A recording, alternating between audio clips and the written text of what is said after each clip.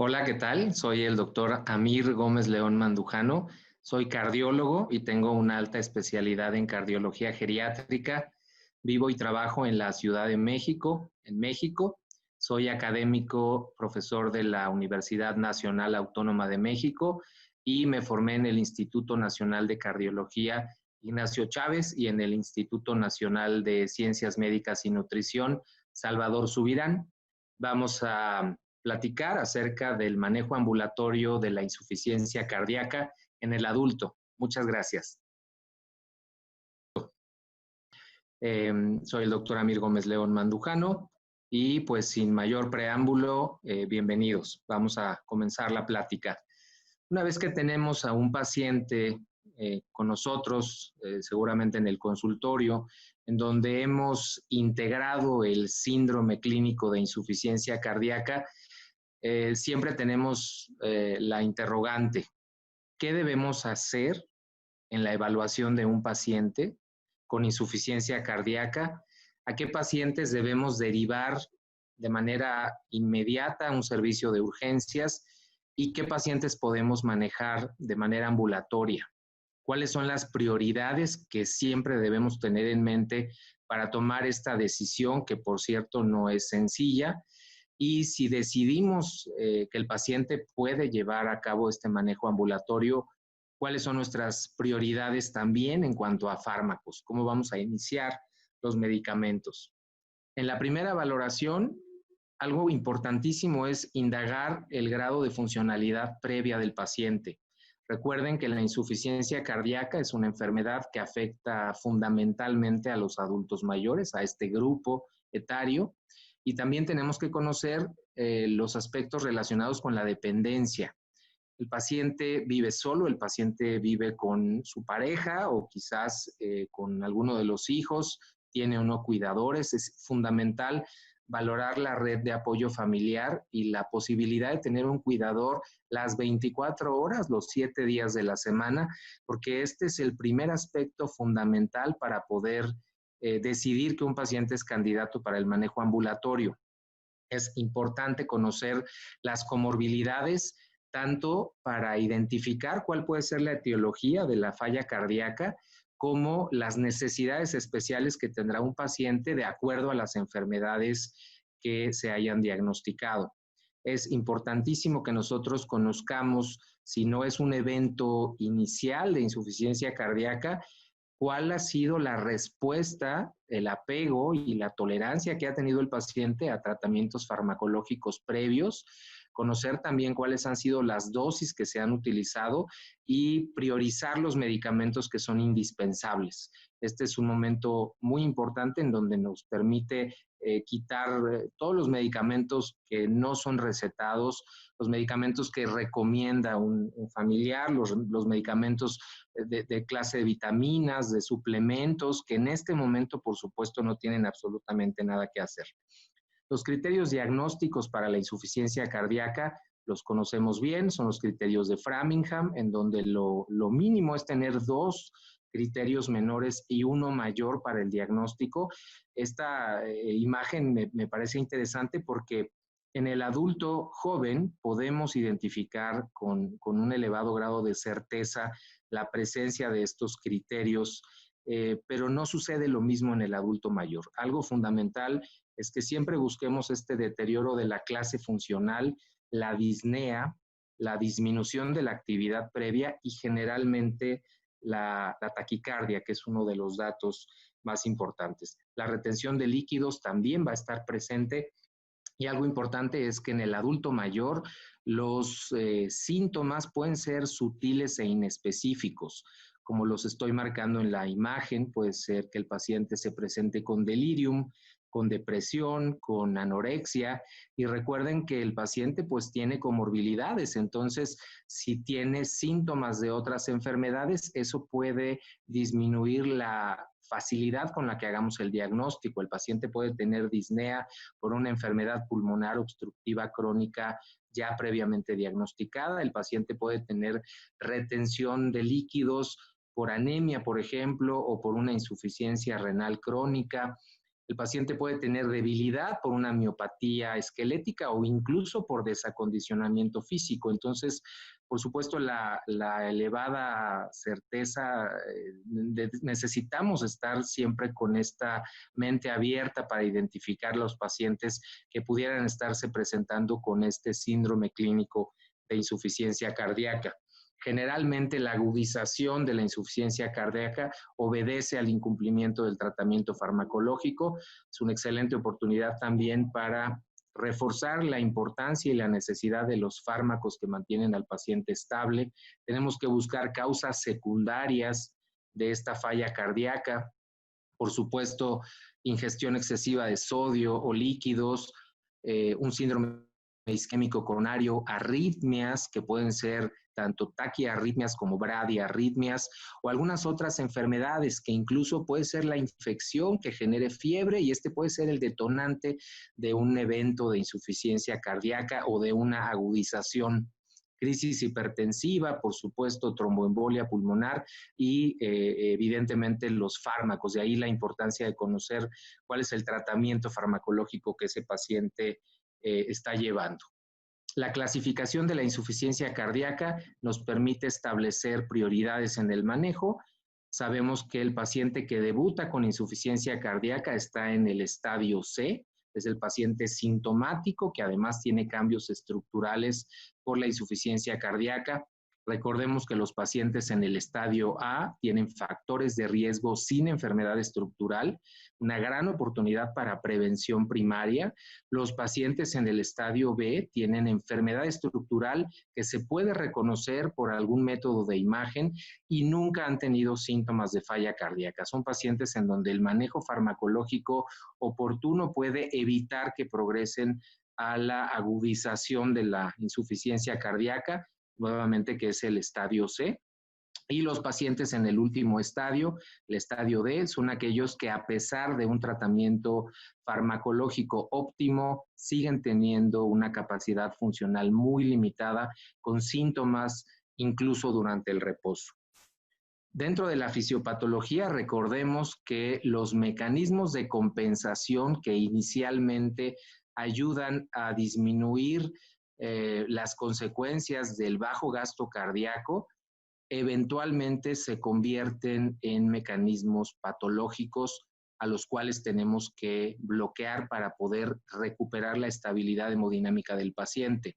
Dicho esto, sabemos que la hipotensión que genera esta disminución del gasto cardíaco va a tener dos acciones fundamentales, una activación del sistema nervioso simpático que nos va a dar taquicardia, que es uno de los datos constantes de estos pacientes, y por otra parte, la activación del sistema renina-angiotensina-aldosterona, que nos va a permitir fundamentalmente retención de sodio y agua para incrementar el volumen sanguíneo y también vasoconstricción, para que aunado a la taquicardia se recupere la perfusión sistémica.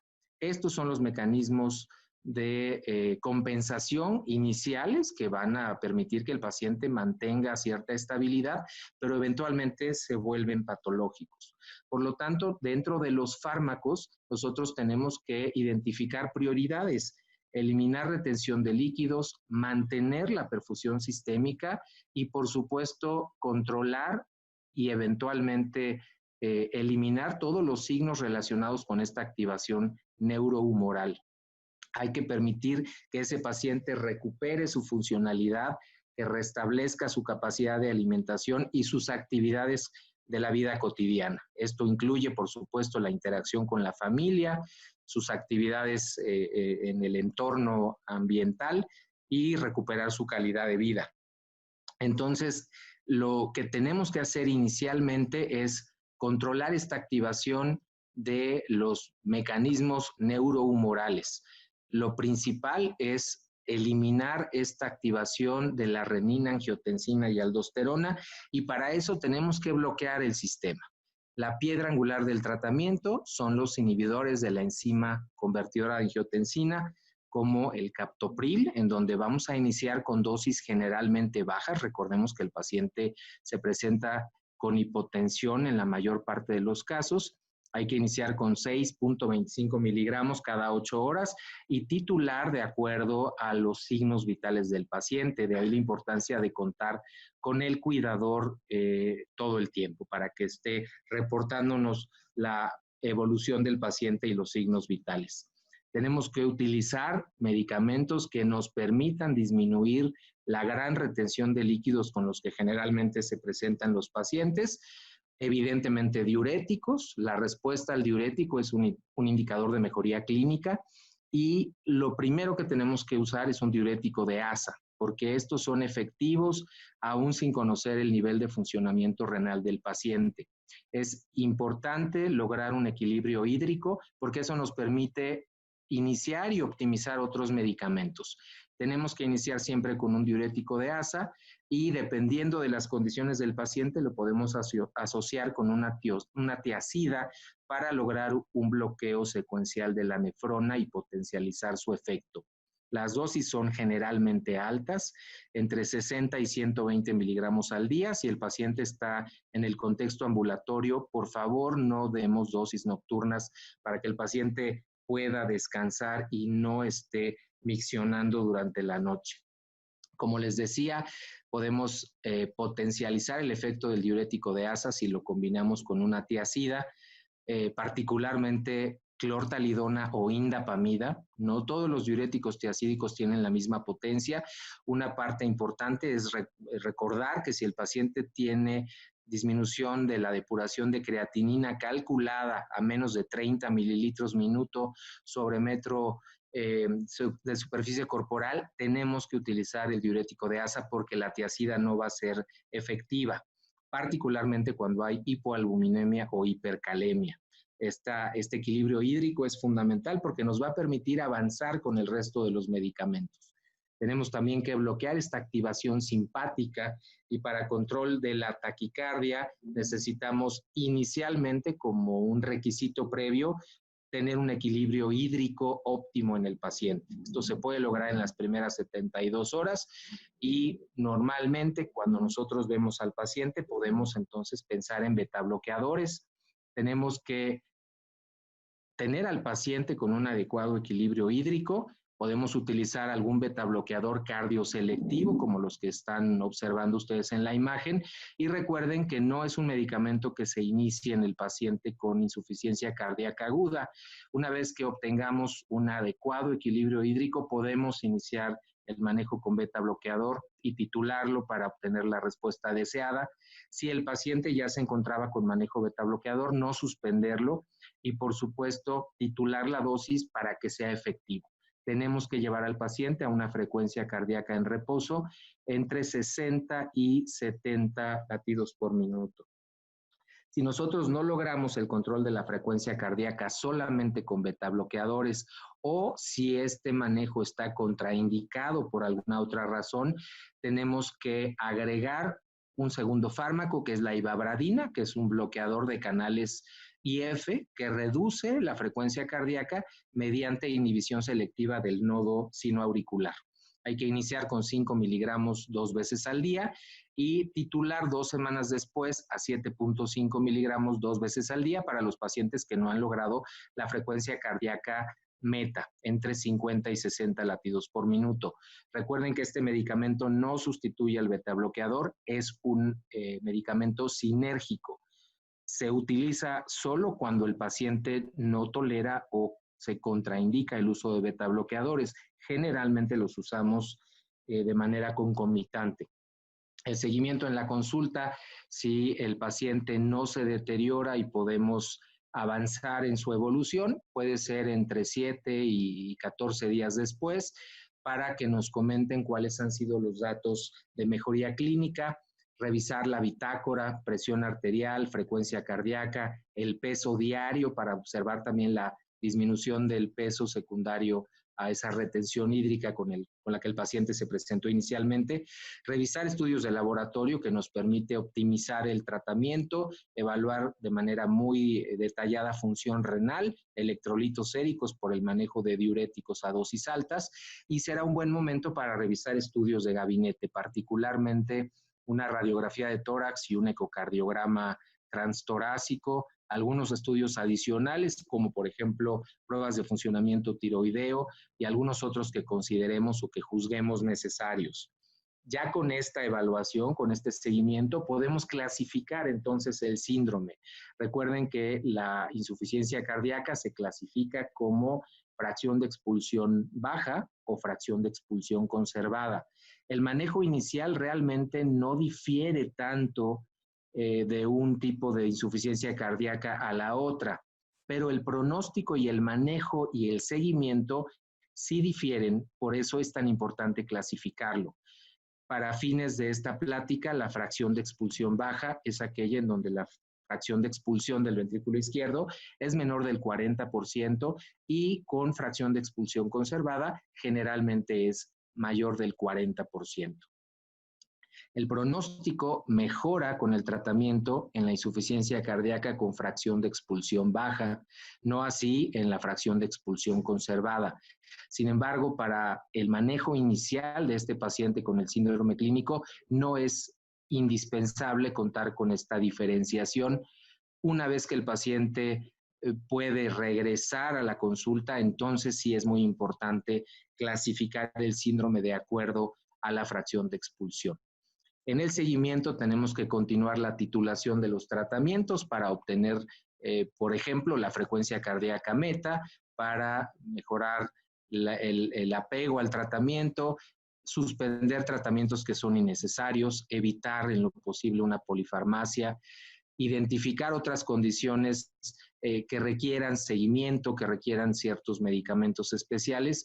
Y por supuesto, dentro de estos fármacos está la digoxina, que generalmente la utilizamos en insuficiencia cardíaca con fracción de expulsión baja y fibrilación auricular.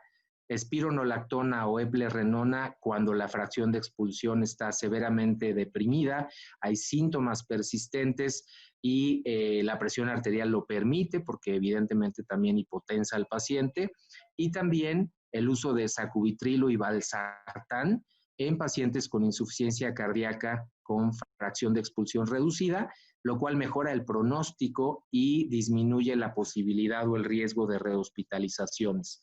Esta inhibición de este sistema renina-angiotensina-aldosterona con un antagonista de receptores de la angiotensina y un inhibidor de la neprilicina está recomendado como una clase 1, nivel de evidencia B, para pacientes que tienen función ventricular deprimida y que queremos evitar que estos pacientes reingresen al hospital y además que nos permite ofrecer una reducción en la morbimortalidad asociada. Una de las situaciones principales que tenemos que evitar es que el paciente se rehospitalice por una agudización de la insuficiencia cardíaca. Dicho esto, entonces, concluyo que la insuficiencia cardíaca es un problema de salud global, va en aumento progresivo de acuerdo al envejecimiento poblacional y al aumento en la comorbilidad y el tiempo en la exposición al riesgo en las enfermedades crónicas. La población afectada por la falla cardíaca generalmente corresponde a los adultos mayores y por supuesto que el manejo ambulatorio es posible siempre y cuando el paciente sea capaz de tolerar la vía oral y su red de apoyo familiar sea adecuada. Evitemos las hospitalizaciones innecesarias de nuestros adultos mayores. Recuerden que una secuencia ordenada en la toma de decisiones nos permite mejorar los desenlaces y siempre hay que buscar optimizar el tratamiento para que estos pacientes tengan un mejor pronóstico, particularmente los pacientes con fracción de expulsión deprimida, en donde sí hay nuevos medicamentos para mejorar su morbimortalidad y reducir las rehospitalizaciones. Les agradezco muchísimo la atención, les dejo mi correo electrónico y quedo a sus órdenes. Gracias.